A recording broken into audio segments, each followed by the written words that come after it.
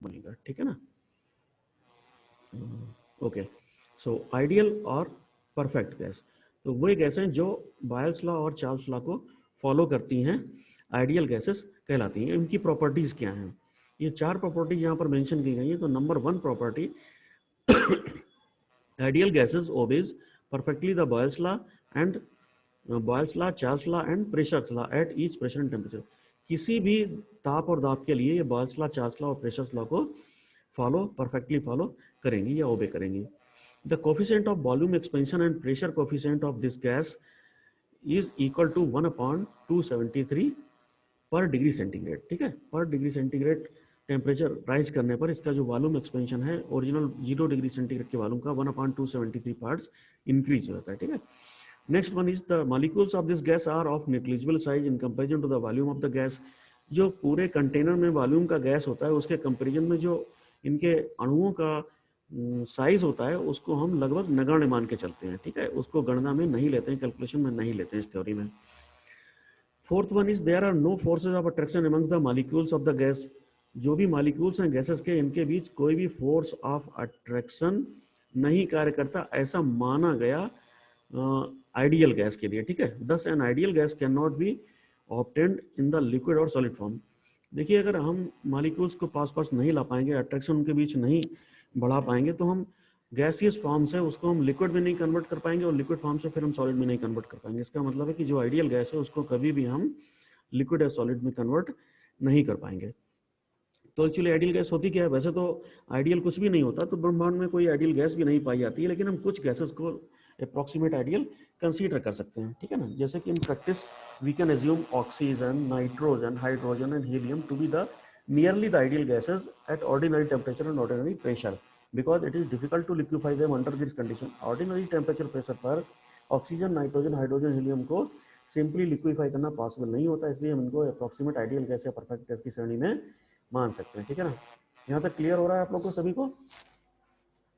यहाँ तक क्लियर हो रहा है? अच्छा, ठीक है, ओके। Yes sir.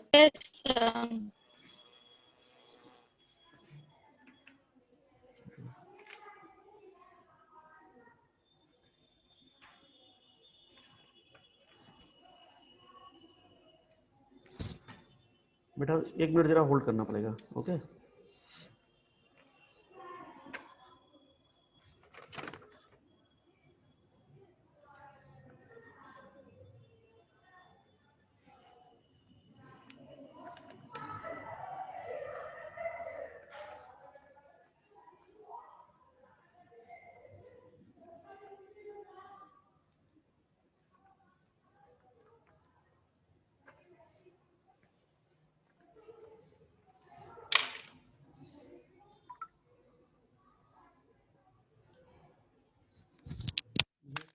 उसका लेटर जो लेगा तो उसका किसको दिया क्या?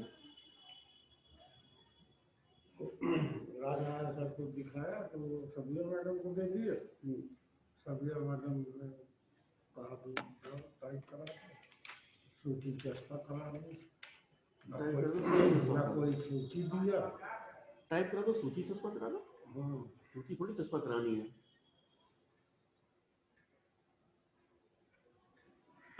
तो उसको दे दिया मोहित को, तो वो रखे पेंडिंग में, तो कह रहा हमारे समझ में आ हम क्या करना है इसमें, ठीक है, क्लियर नहीं हो पा रहा। तो भाभी सिंह का नाम नहीं डाले, कौन है? बता रहे थे।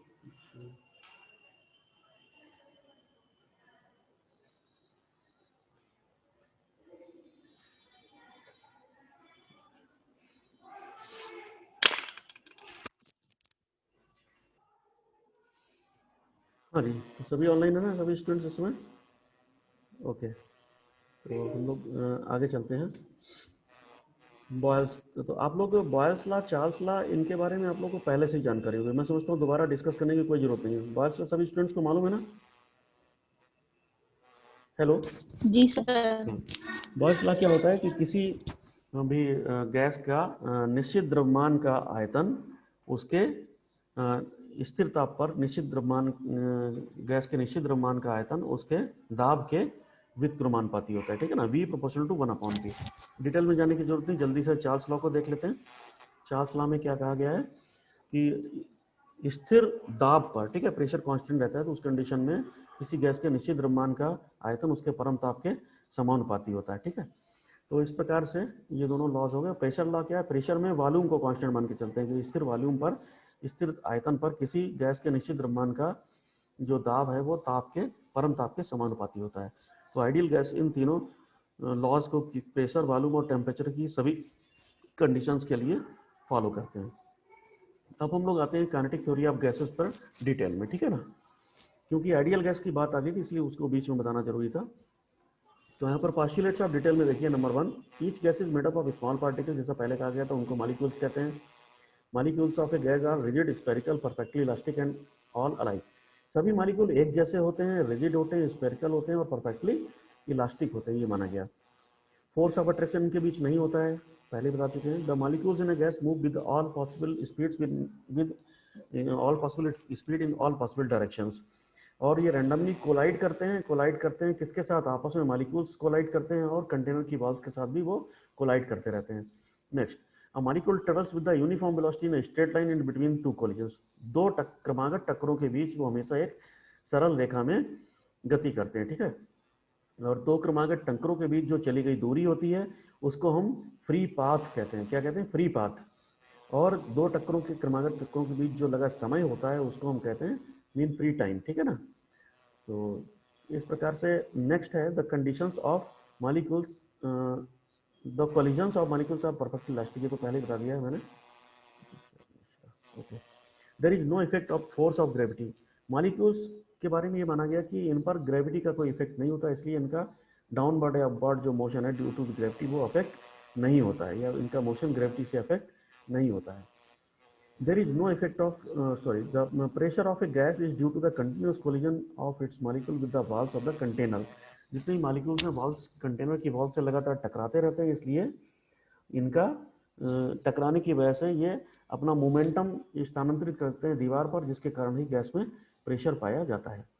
तो यहाँ पर एक्सप्रेशन के लिए फॉर्मूला है, आपने देखा कोई कंटेनर यहाँ पर है जिसकी साइड की लंबाई L और L है, ये क्यूबॉइड है एक तरह से।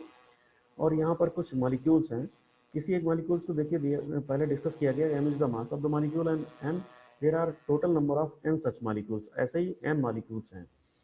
तो पहले मॉलिक्यूल्स के लिए हमने देखा वो किसी भी डायरेक्शन में, मान लिया v1 वेलोसिटी से n1 जो पहला मॉलिक्यूल था, वो पहला मॉलिक्यूल v1 वेलोसिटी से मूव कर रहा है, तो इसके result component along the x y z direction होंगे v1x, v1y और v1z। तो उसकी वेलोसिटी हम v1 लिख सकते हैं, v1 square equal to v1x square plus v1y square plus v1z square, ठीक है ना। इस तरह से आगे चलते हैं। माना कि ये मॉलिक्यूल्स x डायरेक्शन में जाता है और दीवार से टकराता है, तो v1x वेलोसिटी से x डायरेक्शन में गया होगा, जब दीवार से टकरा कर वापस लौटेगा तो इसकी वेलोसिटी माइनस हो जाएगी, तो माइनस v1x हो जाएगी। Momentum of the molecule along x direction क्या हो जाएगा, आप मल्टीप्लाई कर दें, जब मॉलिक्यूल दीवार की तरफ जा रहा था पॉजिटिव x डायरेक्शन में, उसका मोमेंटम था m into V, m into उसकी वेलोसिटी क्या थी x डायरेक्शन में पहले मॉलिक्यूल की v1x, ठीक है ना। जब वापस लौट रहा था तो माइनस m v1x हो गई। तो चेंज इन मोमेंटम क्या है, minus m v1x means final velocity minus पहली वाली वेलोसिटी जो प्लस x डायरेक्शन में जाने पर हो रही थी, तो minus m v1x minus m v1x, इसका मतलब माइनस 2m v1x, इसका मोमेंटम में चेंज आ जाएगा। आपको मालूम है कि कंजर्वेशन ऑफ मोमेंटम का नियम ये होता है कि जितना मोमेंटम इसका चेंज हुआ उतना ही दीवार का चेंज हुआ होगा, लेकिन अपोजिट डायरेक्शन में हुआ होगा। तो अगर हम इसको प्लस कर दें तो change in the momentum of wall निकाल सकते हैं। It means the change in momentum of the wall equal two plus twice m v1x। इस बीच मॉलिक्यूल ने पूरी कितनी डिस्टेंस ट्रेवल की होगी, किनारे वाली की दीवार से दाहिने वाली दीवार तक गया, दाहिने वाली दीवार से टकराकर अगली टक्कर होने तक वो पहली वाली दीवार तक वापस आया, यानी L डिस्टेंस चला और L डिस्टेंस वापस आया, तो 2L डिस्टेंस उसने कवर किया। इस कंडीशन में उसको जाने में समय कितना लगा, तो समय बराबर 2/4, v1x चाल से गया तो 2L डिवाइड बाई v1x, इतना समय लगा। तो अगर हम ये माने कि एक सेकेंड में या दो जो लगातार टक्करें थी उनके बीच कितना समय लगा, क्योंकि इतना चलने में वो पहली टक्कर हुई और दोबारा फिर अपनी बाल से टकराने के लिए तैयार है वो, तो 2L/V1x इतना ही समय उसको लगेगा। अगर हम निकालना चाहें कि 1 सेकंड में कितने टक्कर हुए तो वो फ्रीक्वेंसी हो जाएगी इसका जो समय का, एक तरह से ये समयांतराल जो हुआ वो टाइम पीरियड हो गया एक दो क्रमागत टक्करों के बीच का। इसका अगर इन्वर्स कर देंगे तो ये हमारा आ जाएगा फ्रीक्वेंसी। फ्रीक्वेंसी का मतलब हुआ कि 1 सेकंड में कितने बार कोलिजन हो रहा है, तो इसका inverse V1x divide by 2L। Change in momentum of the wall in 1 second, तो 1 सेकंड में मोमेंटम जो दीवार का मोमेंटम था उसमें कितना चेंज आया, तो एक बार टकराने में दीवार के मोमेंटम में ये चेंज है और 1 सेकंड में कितनी टक्कर हो रही, दोनों को मल्टीप्लाई कर दिया। Twice m V1x is the change in momentum of the wall and V1x divide by 2L is the number of collisions in 1 second. तो ये आ जाएगा m V1x square divide by L। तो ये इस तरह से ये निकल कर आ गया कि 1 सेकंड में मोमेंटम कितना चेंज हुआ। और आपको मालूम है कि न्यूटन सेकंड लॉ से rate of change of momentum is equal to the force applied. It means इतना ही फोर्स जितना rate of change of momentum है, मोमेंटम चेंज इन 1 सेकंड, यही फोर्स हो जाएगा जो दीवार पर मॉलिक्यूल ने अप्लाई किया। तो कितना फोर्स अप्लाई किया मॉलिक्यूल ने दीवार पर, m V1x square divided by L। ठीक है, यहाँ तक सभी को क्लियर है? Hello, yes sir. Okay yes sir. Okay. तो इसके बाद हम निकालेंगे total force acting on the wall in x direction. अब मान लीजिए पहला मॉलिक्यूल था, उसने फोर्स लगाया m/L V1x का स्क्वायर। इसी तरह से बहुत सारे मॉलिक्यूल्स हैं V2 2 3 4 5 एंड सो ऑन, को सभी का सम कर दिया m/L। देखिए पिछली स्लाइड में m/L कॉमन ले लिया, पहले मॉलिक्यूल के लिए V1x स्क्वायर, दूसरा आ जाएगा तो वो V2x स्क्वायर V3x स्क्वायर, ठीक है ना, सभी को सम कर दिया। अब हम निकालेंगे प्रेशर कितना अप्लाई हो रहा है वॉल पर, तो pressure equal to force divide by area. तो अगर साइड एल है क्यूब की तो उस X direction positive X direction वाली दीवार का जो एरिया होगा एल इंटू एल होगा, एल स्क्वायर। तो इस इक्वेशन में हम एल स्क्वायर से डिवाइड कर दें तो यहाँ नीचे हो जाएगा एल क्यूब, तो m/L क्यूब, और बाकी सब वैसे ही बना रहेगा V1 V2 V3x के टर्म्स। ये तो हमारा हो गया px is the momentum, sorry pressure applied by the all the molecules in a single wall. P Y Y direction वाली दीवार पर कितना फोर्स अप्लाई होगा, तो m/L क्यूब, और जहाँ जहाँ x था वहाँ y कर दिया, V1y स्क्वायर V2y स्क्वायर और V3y स्क्वायर। इस तरह से जेड डायरेक्शन में कितना प्रेशर अप्लाई हो रहा है वो हमने Pz इक्वल टू इतना निकाल लिया। अब हम निकालना चाहेंगे कि टोटल एवरेज प्रेशर कितना होगा, ठीक है ना। तो एवरेज प्रेशर क्या करेंगे, P equal to 1/3 Px plus Py plus Pz, ठीक है ना, तीनों प्रेशर्स का सम डिवाइड बाई 3। तो इस प्रकार से हम इक्वेशन लिखेंगे, P equal to m/L cube पहले से ही था, डिवाइड बाई 3 हो गया, और तीनों प्रेशर्स के जो x y z के टर्म्स में हम ऐड कर लिया। अब क्या करते हैं, इनके पेयर बनाते हैं। V1x स्क्वायर को V1y स्क्वायर के साथ ले आए और V1z स्क्वायर के साथ ले आए। इसी तरह 2 वाले एक साथ, 3 वाले एक साथ, 1 वाले एक साथ, मतलब वो यहाँ पर आप देख रहे हैं ब्रैकेट में V1x square plus V1y square V1z square, ये क्या हो जाएगा, ये हो जाएगा हमारा V1 स्क्वायर, है ना, जो पहले मॉलिक्यूल की वेलोसिटी थी। देखिए पहली स्लाइड पे वापस आइए, ये यहाँ देख रहे हैं ना आप, V1 स्क्वायर इक्वल टू, इसी तरह से V2 स्क्वायर क्या लिखेंगे, V2x square plus V2 square plus V2z square. तो इस तरह से हमने इसको V1 स्क्वायर लिख दिया, दूसरे ब्रैकेट को V2 स्क्वायर लिख दिया, तीसरे को V3 स्क्वायर लिख दिया। तो ये हमारा आया, देखिए एल क्यूब यहाँ नीचे आ रहा है, L cube is the volume of the cube, तो इसको हमने कैपिटल V लिख दिया। तो इस तरह से आ गया ये P equal to m divide by 3v V1 square plus V2 square plus V3 square. अब क्या किया, इस क्वेश्चन को हमने n से मल्टीप्लाई कर दिया, n से डिवाइड कर दिया। n is the number of molecules, ठीक है, उस कंटेनर में कितने मॉलिक्यूल्स थे, तो mn डिवाइड बाई m। तो ये जो V1 square plus V2 square plus V3 square divide by n है, ये क्या हो गया, रूट मीन स्क्वायर वेलोसिटी। तो यहाँ पर हम इसको मैंने सब्स्टिट्यूट कर दिया 1/3 mn डिवाइड बाई v, वैसा ही वैसा, और ये v बार स्क्वायर, ठीक है। ये रूट मीन ना कहते मीन स्क्वायर कहिएगा सर, ठीक है, रूट मीन नहीं, मीन स्क्वायर वेलोसिटी, क्योंकि स्क्वायर का समय डिवाइड बाई n है, तो mean square velocity v bar square बन जाएगी। तो इस प्रकार से ये जो एक्सप्रेशन आ जाएगा परफेक्ट गैस के प्रेशर के लिए, P equal to 1/3 mn/v square v bar square, ठीक है ना। तो ये काइनेटिक थ्योरी ऑफ गैसेस है, इनके पोस्टुलेट्स क्या है और डेरिवेशन फार्मूला का इतना आप लोग देखेंगे इसमें, ठीक है ना। यहाँ तक सभी को क्लियर हो रहा है, कोई डाउट, कुछ पूछना है? No sir. Okay, no sir.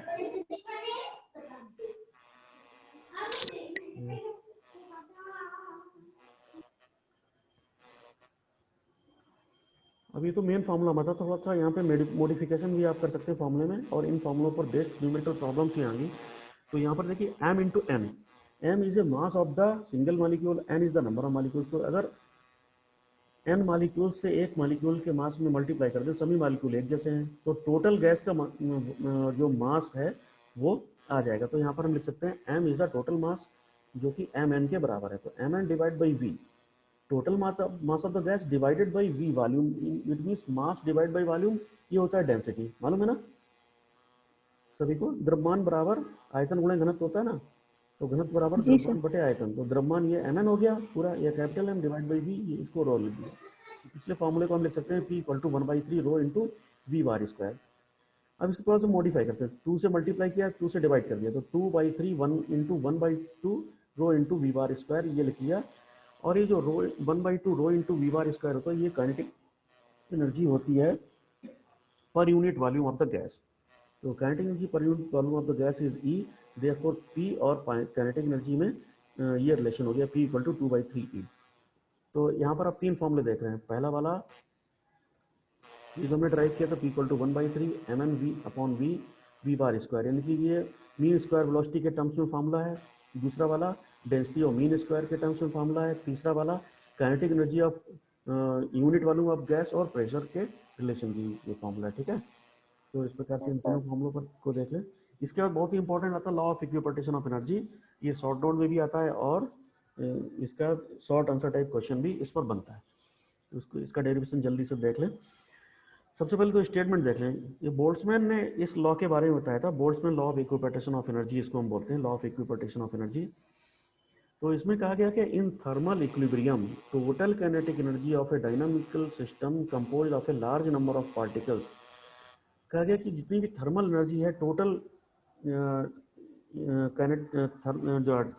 Thermal equilibrium में जो भी काइनेटिक एनर्जी है मॉलिक्यूल्स की या किसी डायनामिकल सिस्टम की जिसमें कि बहुत सारे पार्टिकल्स हैं, वो जितनी भी डिग्रीज ऑफ फ्रीडम रहते हैं उनमें इक्वली डिस्ट्रीब्यूटेड रहते हैं। डिग्री ऑफ फ्रीडम का मतलब समझ, जैसे कोई पार्टिकल एक है सिंगल गैस मॉलिक्यूल, जैसा आपने पिछले आर्टिकल में देखा, वो एक्स वाई जेड तीन दिशाओं में चलने के लिए स्वतंत्र था, तो उस कंडीशन में इसकी जो डिग्री ऑफ फ्रीडम होगी वो कितनी हो जाएगी, 3 हो जाएगी। डिग्री ऑफ फ्रीडम के बारे में आप लोग पहले भी पढ़ चुके होंगे, थोड़ा यहाँ पर भी बता देंगे बाद में डिटेल।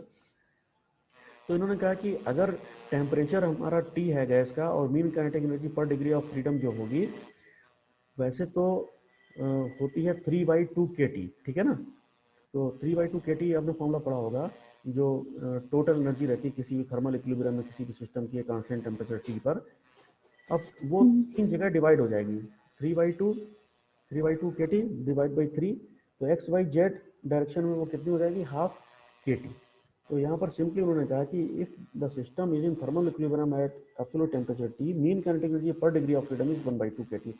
तो Boltzmann law of equipartition of energy हमें यही बताता है कि पर डिग्री ऑफ फ्रीडम के साथ 1/2 kT एनर्जी एसोसिएटेड होगी, जहाँ पर K बोल्ट्जमैन कांस्टेंट होगा। इसकी वैल्यू आप लोग नोट कर लें और याद रखें 1.38 10⁻23 जूल पर केल्विन। बहुत से स्टूडेंट कई बार H और K में कंफ्यूज कर जाते हैं, ठीक है। H is the plank constant whose value comes out to be 6.6 10⁻34 joule into second, and here K is the Boltzmann constant which is whose value is 1.38 10⁻23 joule पर kelvin, ठीक है ना। ओके, इसको प्रूफ कैसे करते हैं।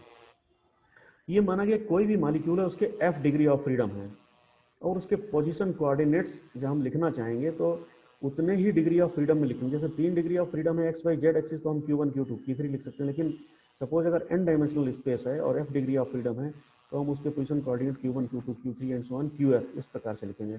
जितने पोजीशन कोऑर्डिनेट होंगे उतनी डायरेक्शन में इसके मोमेंटम भी होंगे। तो मोमेंटम को हम P1 P2 P3 and so on PF लिख सकते हैं, ठीक है। तो इस प्रकार से पोजीशन और मोशन को सिस्टम के डिस्क्राइब किया जाता है। तो total energy E of the system will be a function of these F position coordinate and at momentum coordinates. तो कुल कितने कोऑर्डिनेट हो गए, 2F, F हो गए पोजीशन के और F हो गए किसके, सुन रहे हैं आप लोग? जी sir, momentum coordinate. Yes, momentum के। F पोजीशन के हो गए, Yes, F sir. मोमेंटम के हो गए, कुल मिला के 2F कोऑर्डिनेट्स हो गए। अब यहाँ पर थोड़ा सा हम चेंज करना चाहेंगे, E equal to E function of Q1 Q2 PF और P1 P2 PF, ये 2F कोऑर्डिनेट्स का फंक्शन है। यहाँ से क्या करेंगे हम, मोमेंटम वाला ith जो फंक्शन ith जो कोऑर्डिनेट है उसको निकाल लेते हैं बाहर। तो यहाँ पर मैंने लिखा E equal to EI PI, मतलब एनर्जी जो कि PI ith position momentum coordinate का जो फंक्शन थी उसकी एनर्जी को वापस निकाल लिया बाहर। बची हुई एनर्जी मान लिया ई में से ई आई निकल गई तो बची ई डैश, तो ई dash Q1 Q2 Q3 and so on Qf और P1 P2 P3 and so on Pf, जहां पर Pi यहां पर नहीं आ रहा होगा, ठीक है ना। तो इस तरह से निकाल लिया, जहां पर EI जो है वो PI का फंक्शन है और EI equal to A into PI square होता है, ठीक है। तो इस तरह से जी आप सर। याद रखें। तो इसका मतलब जो ई डैश बचा उसमें हमारे F-1 कोऑर्डिनेट्स बचे पोजीशन के, और ये ई डैश में से निकल गया PI, तो ई डैश हमारा PI पर डिपेंड नहीं करेगा। सॉरी, कोऑर्डिनेट कह रहा था मैं पोजीशन के, मोमेंटम के, आप समझ रहे हैं ना। ई डैश में F तो पोजीशन कोऑर्डिनेट हो गए, और पहले F थे हमारे मोमेंटम कोऑर्डिनेट, उसमें से एक निकाल लिया, ये EI बन गया, ये PI वाला निकाल लिया, तो F-1 मोमेंटम कोऑर्डिनेट बचे, लेकिन जो ई डैश बचा वो PI पर डिपेंड नहीं करेगा, क्योंकि PI मैंने इसको निकाल दिया बाहर, इसलिए, ठीक है ना। जी सर। ओके, अब क्या करेंगे हम, कुछ मॉलिक्यूल्स ऐसे सर एक बार और बता दीजिए उसे। हाँ, जो हमारी एनर्जी थी वो F पोजीशन कोऑर्डिनेट और F मोमेंटम कोऑर्डिनेट पर डिपेंड कर रही थी, इनका फंक्शन थी। E is a function of Q1 Q2 Qf और P1 P2 P3 and so on up to Pf। तो यहाँ कहीं बीच में PI भी आ रहा होगा, ith कोऑर्डिनेट ऑफ मोमेंटम, उससे रिलेटेड एनर्जी होगी EI, उसको मैंने बाहर निकाल लिया, EI फंक्शन ऑफ PI। अब जो बची एनर्जी उसको मैंने E डैश बोला। तो यहाँ पर Q1 Q2 Q3 से लेकर Qf कोऑर्डिनेट तो पोजीशन के होंगे, लेकिन मोमेंटम का एक कोऑर्डिनेट घट जाएगा जो कि PI होगा, उसको मैंने निकाल लिया यहाँ। इसका मतलब अब E डैश जो है वो PI पर डिपेंड नहीं करेगी। क्लियर हो गया? जी सर। ओके। Yes sir. अब मैंने यहाँ माना कि मॉलिक्यूल की कुछ रेंज ले ली, इस number of molecules in the range Q1 coordinate से लेके Q1 प्लस छोटी डिस्टेंस dQ1, Q2 कोऑर्डिनेट्स के पास में थोड़ा सा Q2 प्लस dQ2 ले लिया। इसी प्रकार से इनके मोमेंटम P1 से dP1 और P2 से P2 प्लस dP2 के रेंज के हमने मॉलिक्यूल्स ले लिए, और उनके एनर्जी के लिए हमने माना कि उनका टेम्परेचर T है और उन सभी की एनर्जी E है। तो ये फॉर्मूला इस तरह से लिखा जाता है, ये आप पहले पढ़ चुके होंगे या सेकेंड पेपर में पढ़ेंगे, ठीक है, स्टैटिस्टिक्स में। तो dN equal to n e to the power minus E upon KT dQ1 dQ2 up to dQf and dP1 dP2 up to dPf। और इसके बाद हम निकालेंगे एक्सपेक्टेशन वैल्यू। एक्सपेक्टेशन वैल्यू एक तरह से मीन वैल्यू होती है, जिसको हमने EI से रिप्रेजेंट किया। तो EI का एक्सपेक्टेड मीन्स मीन वैल्यू क्या होगी, तो हम इंटीग्रेट कर दें पूरी रेंज के लिए, integration from minus infinity to plus infinity, और कितने इंटीग्रेशन लगाएंगे, जितने हमारे ये कोऑर्डिनेट्स होंगे पोजीशन और मोमेंटम पे। तो EI e to the power minus E upon KT dQ1 dQ2 and so on, ये सभी हो गया, और डिवाइडेड बाई यहाँ पर EI हटा देंगे क्योंकि उतने ही वैल्यूज पर हमें एवरेज लेना होगा, सिर्फ इस ऊपर वाले एक्सप्रेशन से EI हट जाएगा और पैसा ही पैसा आ जाएगा, ठीक है ना। जैसे कि हम n कोई वैल्यूज हैं उनका एवरेज लेते हैं, तो n into E divided by n करते हैं ना, n1 E1 plus n2 E2 divided by n plus n2, ये वही चीज़ है, उसी तरह से लिखा गया है। यहाँ पर मैंने देखा E को हम लिख सकते थे EI प्लस E डैश करके, तो EI plus E dash divided by KT। तो इस प्रकार से हमने कोऑर्डिनेट्स यहाँ पर डिफाइन कर रखे हैं, और नीचे भी E को हमने EI प्लस E डैश में चेंज कर दिया, जैसा कि आपने पहली स्लाइड में देखा था। E equal to EI plus E dash है ना, E equal to EI plus E dash में हमने चेंज कर लिया। अब इस इंटीग्रेशन में क्या करेंगे, e to the power minus EI divided by KT एक साथ निकाल लिया, और e to the power minus E dash upon KT वाला टर्म अलग कर लिया। तो EI वाला इंटीग्रेशन एक बाहर आ गया minus infinity to plus infinity, और बाकी सारे 2f माइनस 1 इंटीग्रेशन यहाँ आ गए। इसी प्रकार से नीचे कर लिया, तो नीचे कर लेंगे इस प्रकार से आप देख रहे हैं। तो आगे क्या आ जाएगा, ये जो अंदर वाली वैल्यूज हैं, ठीक है ना, पहला वाला इंटीग्रल छोड़ने के बाद इंटीग्रेशन एक जैसे 2f माइनस 1 और नीचे 2f माइनस 1 इंटीग्रेशन एक जैसे, ये पूरा टर्म कैंसिल हो जाएगा, सेकेंड वाला ऊपर नीचे बचेगा सिर्फ EI वाला और विदाउट EI वाला, ये जो कि एक्सप्रेशन आपके सामने ये आ गई। अब इसको हम क्या करेंगे, E I equal to A P I square, आपको पहले ही बताया, तो इसकी वैल्यू में सब्स्टिट्यूट कर दिया। आप देख रहे हैं आप पी के टर्म्स में फंक्शन आ रहा है, ये उस तरह का फंक्शन है, integration from minus infinity to plus infinity X to the power N E to the power minus N X D X, है ना, जिसको हम गामा फंक्शन बोलते हैं। गामा फंक्शन, बीटा फंक्शन आप लोगों ने पढ़ा है मैथमेटिक्स में? आप लोगों ने गामा फंक्शन और बीटा फंक्शन पढ़े हैं इंटीग्रेशन में? गामा फंक्शन पढ़े होंगे, ठीक है। तो ये गामा जी फंक्शन सर। ये गामा इंटीग्रल बन गया। तो गामा इंटीग्रल का ऊपर वाले इंटीग्रेशन को हम अगर देखें तो इसकी वैल्यू आ रही है 1/2 alpha square root of pi upon alpha, और ये वाला नीचे वाला square root pi upon alpha, या यहाँ पर ए मानना चाहें तो ए मान सकते हैं। तो इसको हमने बस सॉल्व किया। फाइनली जब इस इन इंटीग्रेशन को सॉल्व करेंगे, मैथमेटिक्स बताने की जरूरत नहीं, मैं समझता हूँ आप लोग समझ रहे होंगे। बस ऊपर वाले इंटीग्रेशन की वैल्यू ये रखनी, नीचे वाले की ये रखनी, सॉल्व करना है, सिंपली ये आ जाएगा आपका 1/2 kT। तो हमें यही प्रूव करना था कि एवरेज काइनेटिक एनर्जी, देखिए 1 डिग्री ऑफ फ्रीडम मैंने निकाल लिया था, मोमेंटम वाला ई आई ith कंपोनेंट यहाँ बाहर निकाल लिया था। तो यहाँ से जो भी आपका इसके साथ एवरेज एनर्जी है, एवरेज हाफ kT आ गई। मतलब 1 डिग्री ऑफ फ्रीडम, आपके पास कितने डिग्री ऑफ फ्रीडम थे? 2f थे। तो f कोऑर्डिनेट के थे, f मोमेंटम के थे, तो मोमेंटम वाले में से एक बाहर निकाल लिया था, उसको ही मैंने टेस्ट किया, तो उसके लिए हमारी हाफ kT आ गई। इसी तरह से ith निकाल लो, चाहे i प्लस 1th निकाल लो, चाहे nth निकाल लो, सभी के लिए 1/2 kT ही आएगा। तो इसका मतलब हम कह सकते हैं कि जो एवरेज काइनेटिक एनर्जी एसोसिएटेड होती है एक सिंगल डिग्री ऑफ फ्रीडम के साथ, वो कितनी होती है? हाफ kT, ठीक है ना।